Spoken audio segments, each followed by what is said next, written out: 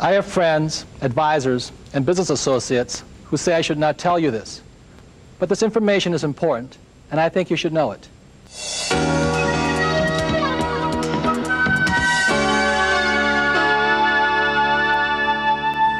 My name is Robert Kiyosaki. I am fourth-generation Japanese-American, born and raised in Hawaii. My mother was a registered nurse, and my father had a PhD in education. He was also the superintendent of education for the state of Hawaii. What broke my heart was that although my mother and father had a great marriage, the only time they ever fought was about a subject called money. In 1970, at the age of 50, my dad was downsized. He never recovered from it. I swore my life would be different.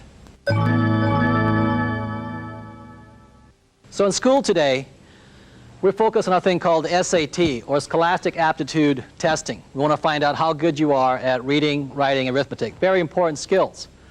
And depending on how well you do with SAT, the next thing they focus on is professional aptitude testing, whether you should be a doctor, a lawyer, fire chief, secretary, or whatever. It's your professional training.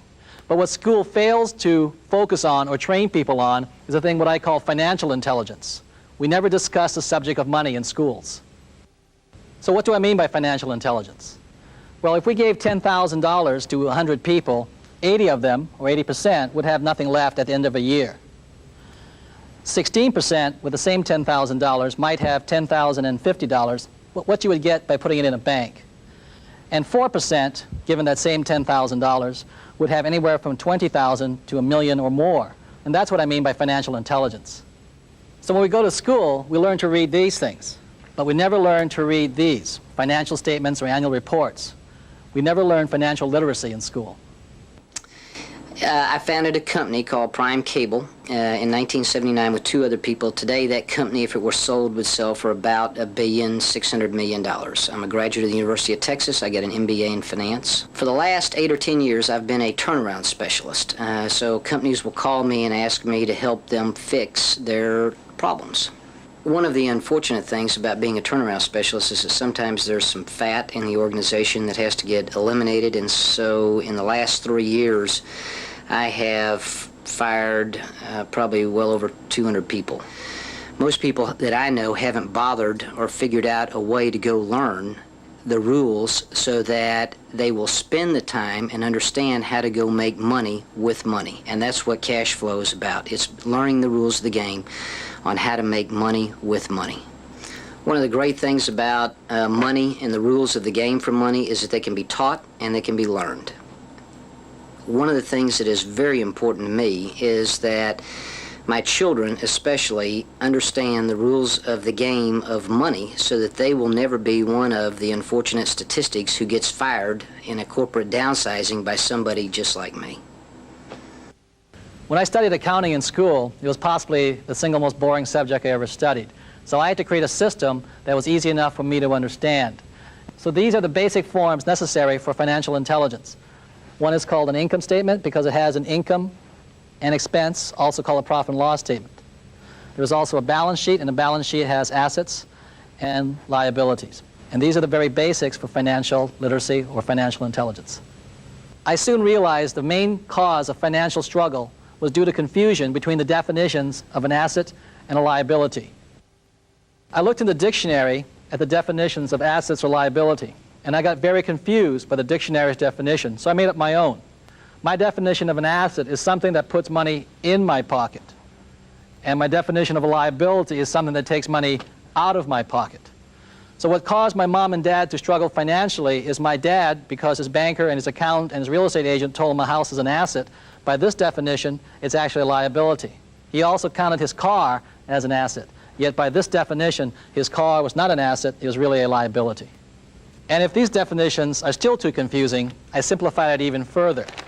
The new definitions are, if I stop working, assets will feed me, and a liability will eat me. And I hope that's simple enough.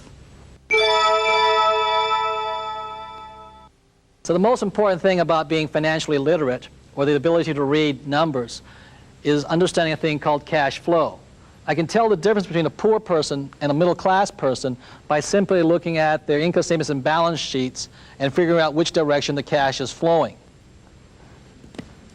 So I will show you the cash flow pattern of a poor person.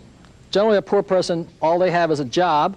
The income comes in from the job, goes down, they pay their rent, clothing, a little food, and goes out the expense column. And this is a cash flow pattern of a poor person. The cash flow pattern of a classic middle class person is a little bit different. Income comes in this way, but with a middle class, they probably have a mortgage, they probably have car payments, they probably have credit card payments. It comes up again through the expense column and then out this way. So what you see here are the cash flow patterns of a poor person versus a middle class person. So the cash flow pattern of the rich is different. The cash flow pattern of the rich flows from the asset column into the income column. So while the poor and the middle class are focusing on income, what the rich are focusing on is the asset column. And the asset column is the great secret of the rich. So for those of us who weren't born rich and what we have is a job, every time money comes in, this is the point of choice. This is where you make the decision to be rich, poor, middle class. If when this dollar comes in and you take the dollar out this way, then it's your decision. If you go and buy yourself a new t-shirt, cappuccino, a new lunch, then you're choosing to expense it right out. You're choosing to be a poor person. If instead, when you get a pay raise or more money, what you do is you go and buy a bigger house, a new car, or you take a vacation on your credit card, then what you are choosing to do then is to be a middle class person. And if you choose, instead, when the money comes in and you choose to put it in the asset column, then you make that decision to be rich, poor, middle class. By putting in the asset column, at this point, you're choosing to be a rich person. But the choice is up to you, nobody else. Earlier in this tape, you met Keith Cunningham. And Keith told me a story about when he was in graduate school for his MBA. A gentleman named Ray Kroc, who was the founder of McDonald's, came to speak to the class, the MBA class, and asked the class, he said, "Ladies and gentlemen, what business am I in?" And the whole class just cracked up. And they said, "Well, Ray, of course we know what business you're in. Your business is hamburgers." And Ray said, "No, my business is not hamburgers.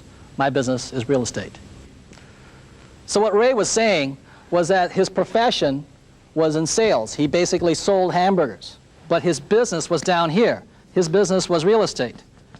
So when I ask most people, what business are you in? Let's say I ask a banker. They say, "Oh, I'm in the business of banking." So no, your profession is banking. Or I ask a doctor, "What business are you in?" They say, "I'm a doctor." And what the mistake they made is their profession is being a doctor.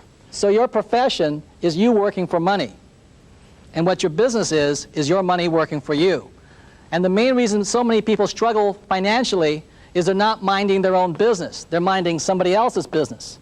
So looking at this chart one more time is over here in your profession or your job or being an employee, you're working for somebody else. You're working for the shareholders.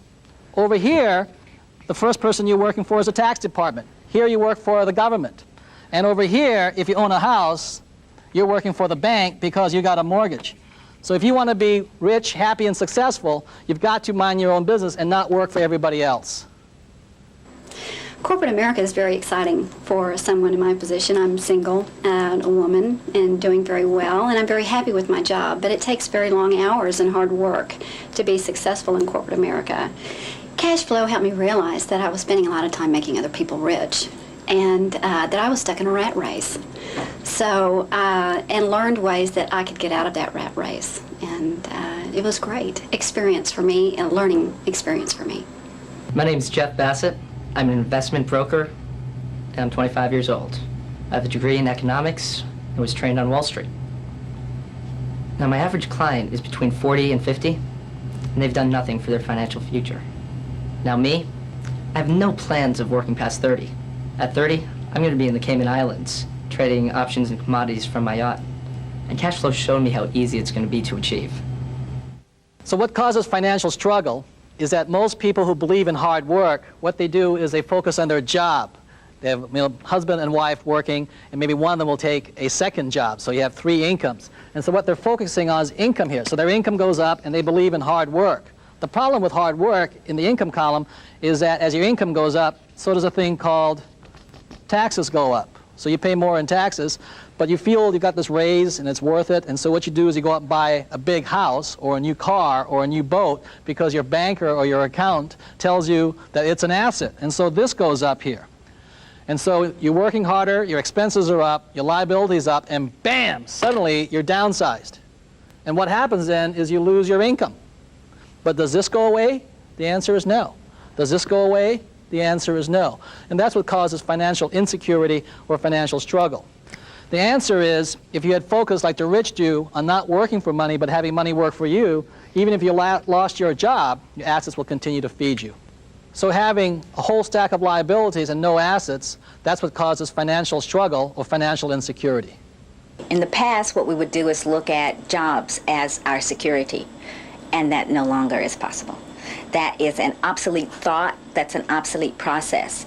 Our entire educational system has been set up to prepare us to be really good employees. That no longer works because we don't even know if the company is going to be there within 5 years or 10 years. So what we're discovering is that the life of a company as well as the life of an industry can be shorter than 3 years. So that means that we have to be open to looking at different ways in which we can do what we came to the planet to do. So we need to look at our education and we need to look at our knowledge base in a very different way. So what most hardworking people do is they focus on their income, working hard at their job, income comes in, and the first line of expense for most people is a thing called taxes. But what the rich do is by having their income come from the asset column, the income comes up this way. And the way the rich avoid taxes is just like a fuel filter on a gas line. What the rich do is they attach a corporation or several corporations. And what a corporation then does is bleed off as many expenses as possible before their income is taxed. And that's how the rich avoid taxes, where a person who is an employee or a W-2er is taxed first. So what the rich do through a corporation is that they take off some of their expenses. What they do is they earn, they spend as much as they can, and they're taxed on what's left.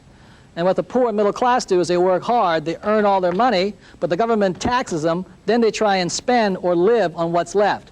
And that's one of the big differences between the poor, the rich, and the middle class. Wayne and I own one of the largest real estate schools in the state, and one thing we find about people and students who are entering the real estate business is that we give them the basics of real estate, but they don't know the basics of investing.